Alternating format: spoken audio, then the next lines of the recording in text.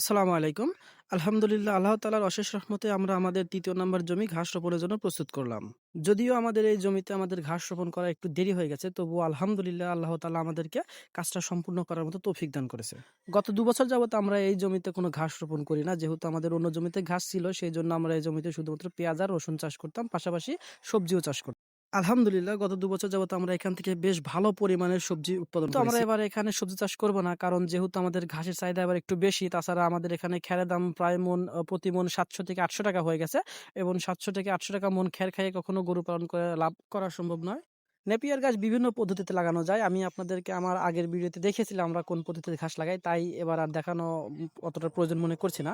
যেহেতু আমরা এই জমিতে সবজি চাষ করেছিলাম, সেক্ষেত্রে এই জমিতে আমাদের সবজির জন্য মাচা করতে হয়েছিল। এখন যেহেতু আমরা এখানে ঘাস লাগাবো, তাই আমাদের এখন এই মাচাগুলো পরিষ্কার করতে হবে। যেহেতু আমি একলা, একলা এটা পরিষ্কার করেছি, তাই আমার এখানে প্রায় ৫ ঘন্টার মতো সময় লেগেছে। যেটা আপনারা মাত্র ৩ মিনিটের ভিডিওতেই সম্পূর্ণটা দেখতে পাবেন।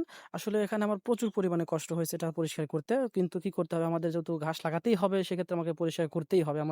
আমাদের এই জমিতে বর্ষার পানি একটু দেরিতে নামার কারণে আমরা এখান থেকে এক ফসলের বেশি তুলতে পারি না। যেহেতু আমাদের এখানে বর্ষার পানি একটু দেরিতে নামে, তাই আমরা হয় এখানে আমাদের সবজি লাগাতে হয়, না হলে আমাদের এখানে ঘাস লাগাতে হয়। আমাদের এইখানে সবাই নেপিয়ার অথবা ড্যামা গাছ চাষ করে, কিন্তু আমি চাচ্ছিলাম একটু ব্যতিক্রম কিছু করার। কারণ যেহেতু সবাই নেপিয়ার এবং ড্যামা গাছ চাষ করে, আমার উদ্দেশ্য ছিল একটু ব্যতিক্রম কিছু করার। কিন্তু আমি খুঁজে পাচ্ছিলাম না যে কি ব্যতিক্রম ঘাস লাগাবো। হঠাৎ করে আমি অনলাইনে একটা গুয়েত মাল নামক একটা ঘাসের জাত দেখলাম, যেটা আমার খুব পছন্দ হলো এবং আমি অনলাইন থেকে সেটা অর্ডার করলাম এবং সেটাই আমাদের এই জমিতে আমি ছিটিয়ে দিয়েছি, যেটা আপনার ভিডিওর কিছুক্ষণ পরেই দেখতে পাবেন। গুয়েত মালের পাশাপাশি আমরা এখানে হাইব্রিড নেপিয়ারও দিয়েছি। আমি জানি না এগুলো এখানে কিরকম হবে, কারণ আমরা আগে যে এগুলো যেহেতু লাগাইনি, তাই বলতে পারতেছি না যে এগুলো কিরকম হয়। এগুলো কেমন হলো কি হলো না সেগুলো ইনশাল্লাহ পরের ভিডিওতে আপনাদেরকে আমি দেখিয়ে দেবো। আমি বেশ কিছুদিন আগে একটা ভিডিও দিয়েছিলাম আমাদের ১ম জমিতে যে আমরা ঘাস চাষ করেছি, সেই জমির ভিডিও দিয়েছিলাম। সেখানে আমি বলেছিলাম যে আমাদের এই জমিতে ঘাস কিরকম হলো, ইনশাল্লাহ আপনাদেরকে সেটা দেখাবো। কিন্তু একটা সমস্যার কারণে আমি সেটা দেখাতে পারিনি। ইনশাল্লাহ আপনাদেরকে দেখাবো। এই জমিতে আমাদের একটু সমস্যা হয়েছে।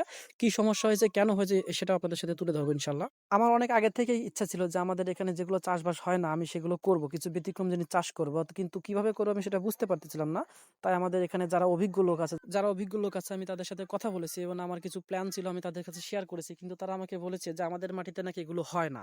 কিন্তু আমার বিশ্বাস যে আমাদের মাটিতে সবকিছুই হয় এবং ইনশাল্লাহ আমি সেটা একদিন প্রমাণ করে দেবো। আমি করে এসে সেটা দেখিয়ে দেবো ইনশাল্লাহ আমাদের মাটিতে সবকিছুই হয়। যদি আল্লাহ তাআলা আমাকে সাহায্য করে এবং আপনারা যদি আমার পাশে থাকেন, তাহলে ইনশাল্লাহ আমি প্রমাণ করে দেবো যে আমরা শুধু গরু পালনই নয়, আমাদের মাটিতে সকল প্রকার সবজি চাষাবাদের জন্য উপযোগী। আমার দীর্ঘ বিশ্বাস ইনশাল্লাহ আমি একদিন করতে পারবো। আপনারা আমাকে সে পর্যন্ত ভালোবাসা দিবেন, সাপোর্ট করবেন, আমার পাশে থাকবেন এবং আমার জন্য দোয়া করবেন।